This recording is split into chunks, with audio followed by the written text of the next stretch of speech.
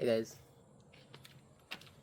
I completed about 25 hours on my motor, so it's time to do the service today. But I thought I'll explain the hitch rack that I had been talking about for quite some time. So initially I had a hitch carrier, and then I put a frame on it, and then I made a video where I said it was over engineered, and it was. So then I went to a more simpler solution. The problem with the hitch rack is if I remove the motor, it's a huge box sitting in back of my car, and it's very difficult to see when you're reversing or maneuvering the car in tight parking spots. I didn't want that, so I took it out. This is the simplest version I have come up with. This is the design I want. This is not the material I want. I would rather build it out of iron or aluminum, but since I didn't have access to machine or welding shop, I figured I'll just build it out of wood. So I have seen a lot of paramotor hitch rack mounts on internet, and when I started looking, and I thought I'll buy one. The problem with those, and I'm going to post this in this blog, the problem with those is all of those have a platform at the bottom and 4 or multiple clamps to hold the frame, and then you can attach bungee cords or ratchet straps to hold it in place. Let me bring it closer. Alright. Okay.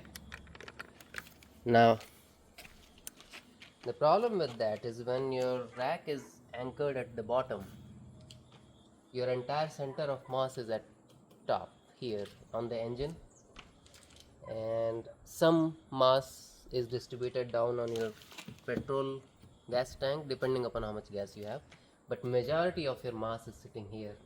So when you are taking tight turns, when you are braking, when you are accelerating, this mass is trying to move the frame back and forth sideways, and that adds a lot of stress on your frame, and over a period of time you will realize some of the frames break for multiple reasons, from impact, from all kind of things. But this is a lot of stress. So if you think about it, if I anchor it down and just drive fast and then take turns, this is going to put a lot of leverage because the height is almost 2.5 feet.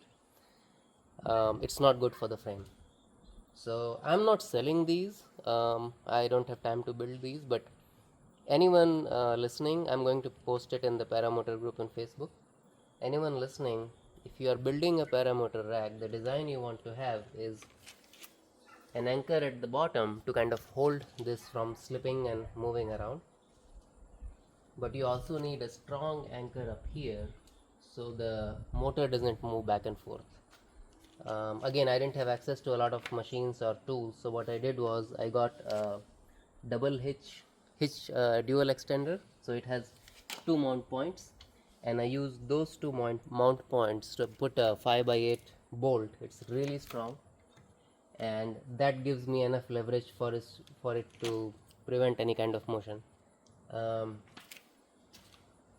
There are 2 pieces of wood on each side, left and right, and then they're connected with a bolt.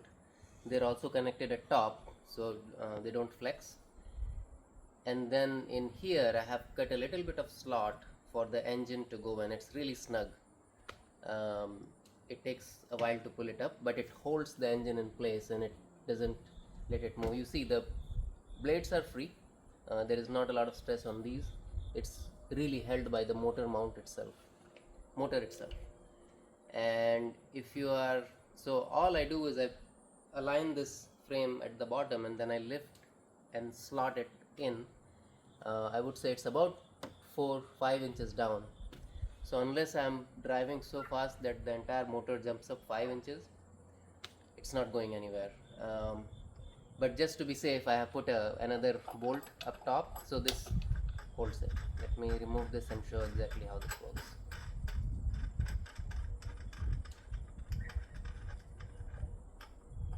So I take this off when I get to my launch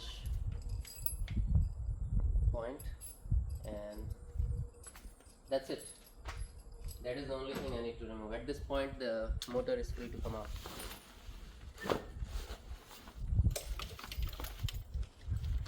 Make sure it's straight, and like I said, it's a little snug, so it takes a little bit of time to pull it out.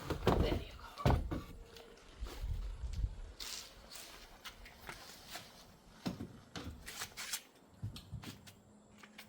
So let me bring this here.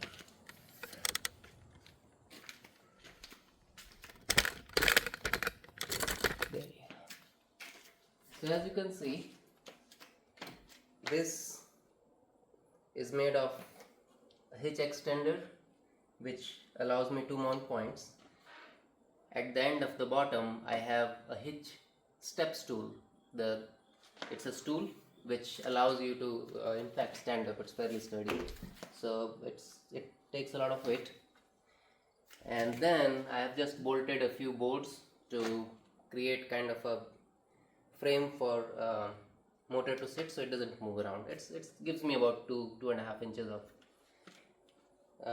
deep slot to go in. That's about it. And you see these slots? Yeah, you can see that. This is where the motor drops in, and then it just stays here. You can see it's really strong. And then I use a hitch anti-rattle pin to hold it so it doesn't move. It can still move up a little, but apart from that, you can stand here and nothing's gonna happen. It's really strong. So the point again I'm trying to say is you need a very little kind of a slot at bottom, but you need a really strong mount point here. Now if you have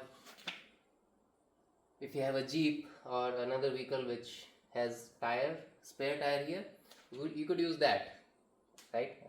You could use that to kind of hold the engine together.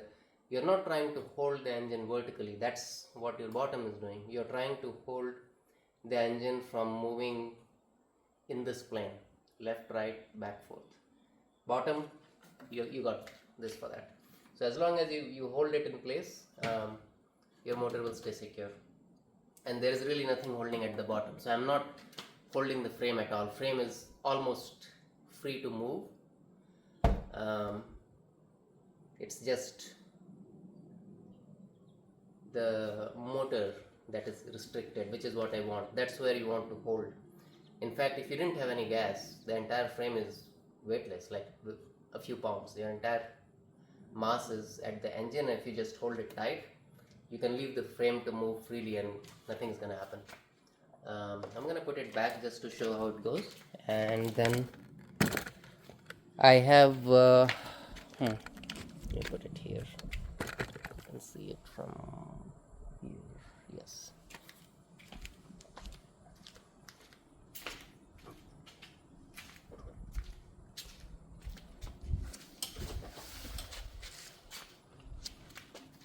So I put it here.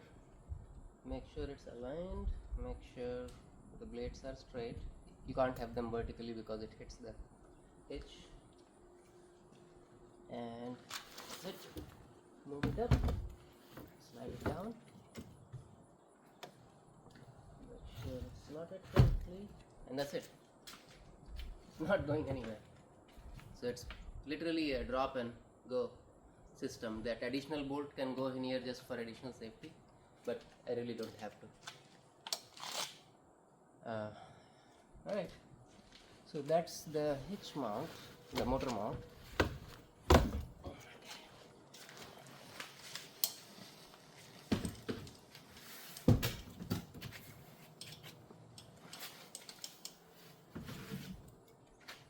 The other thing I did is I built a small rolling trolley for this.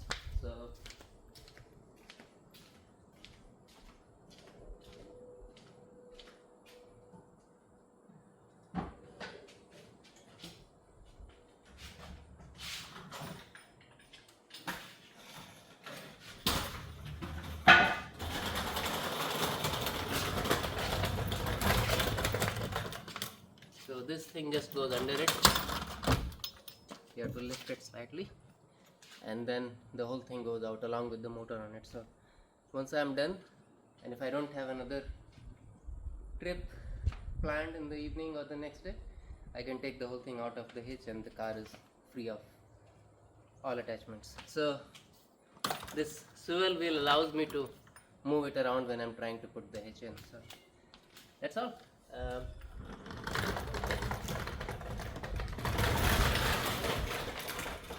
Hope you enjoyed. Like I said, the entire point of this construction is this mount point. You want the engine to be mounted here. That's all. Right. Thank you.